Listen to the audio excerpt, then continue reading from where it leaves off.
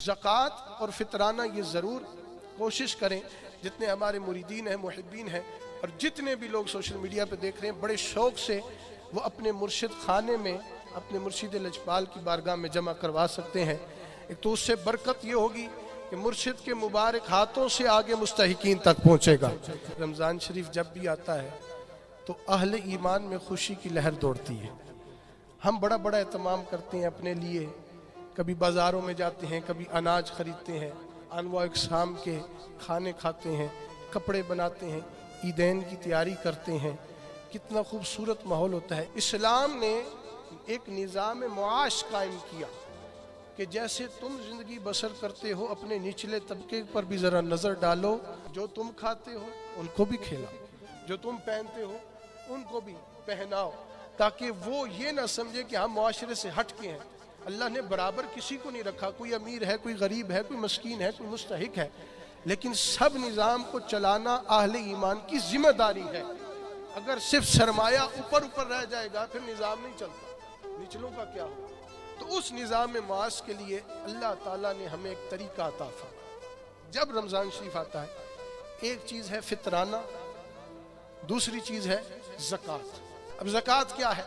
जिसका कुरान पाक में मुकद्दम तरीन इबादत यानी नमाज के साथ 82 मुकामात पे ज़कात का जिक्र आया, जैसे व अकीमुस्सलात व आतुज़ ज़कात।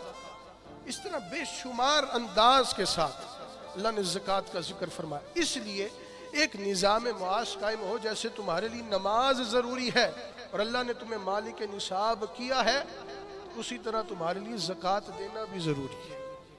जैसे नमाज फ़र्ज हो गई, तुम उस शराइत में चले गए, तुम मालिक निसाब हो गए, तो ज़कात देना भी फ़र्ज हो गई।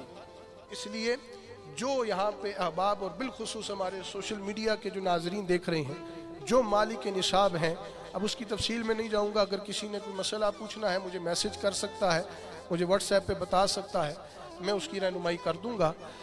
जो बंदा मालिक निसाब हो गया, एक शरीयत ने हद मुकर्रर कर दी है, उसके बाद आपके पास रकम मौजूद हो, सोना मौजूद हो, उसके ऊपर ज़कात देना फ़र्ज हो जाती है।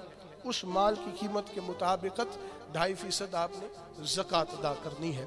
दूसरा फितराना। फितराना भी हर मालिक निसाब पर जो शराइत उसके लिए वही इसी के लिए फ़ी कस के हिसाब से रेट मुकर्रर होता है।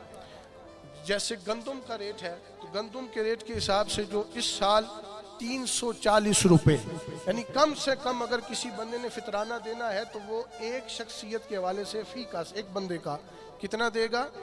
340। ये याद रखें, मैं इब्तिदा में इसलिए बता रहा हूँ कि आप अभी से तैयारी करें। इस वक्त जो मुल्क पाकिस्तान के हालात चल रहे हैं, जिस तरह इन्फ्लेशन है, गुर्बत है, कोशिश करें इब्तिदा में ये चीज़ें करें ताकि वक्त तक मुस्तहिकीन गुरबा तक एक चीज़ पहुँचे और पहुँचने के बाद उनके लिए भी कुछ अच्छा सामान हो जाए।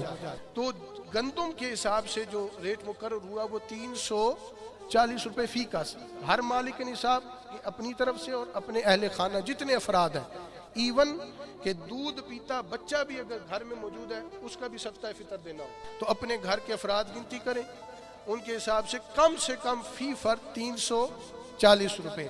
जौ का अगर रेट देखें, जौ का तो 800 रुपये है, खजूर का 2400 रुपये है, यानी जितनी आपकी वुसअत है उस हिसाब से आप अपनी इस्तात के मुताबिक दें। तो ज़कात और फितराना ये ज़रूर कोशिश करें, जितने हमारे मुरीदीन हैं, मुहिब्बीन हैं और जितने भी लोग सोशल मीडिया पे देख रहे हैं, बड़े शौक़ से वो अपने मुर्शिद खाने में अपने मुर्शिद लजपाल की बारगाह में जमा करवा सकते हैं।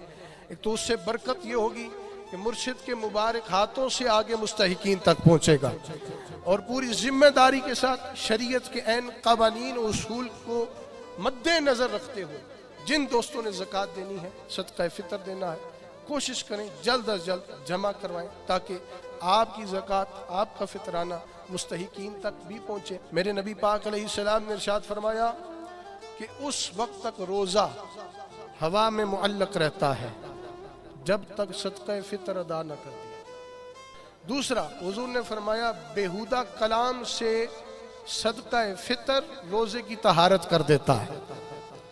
مثال کے طور پہ دوران روزہ منہ سے گالی نکل گئی، کسی سے لڑائی جھگڑا ہو گیا، کوئی ایسی بات ایسا کلام ہو گیا جو کہ روزے پر اثر انداز ہوا، لیکن جب آپ صدقہ فطر یعنی فطرانہ ادا کرتے ہیں تو اللہ تعالیٰ وہ گناہ بھی معاف فرما دیتا ہے۔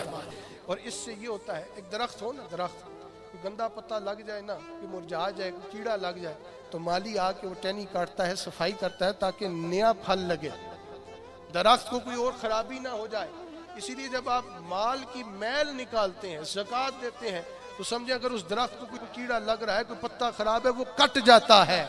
کٹنے سے کیا ہوتا ہے، نئے ہرے بھرے پتے بھی آتے ہیں، اللہ ان کو پھلدار بھی کر دیتا ہے۔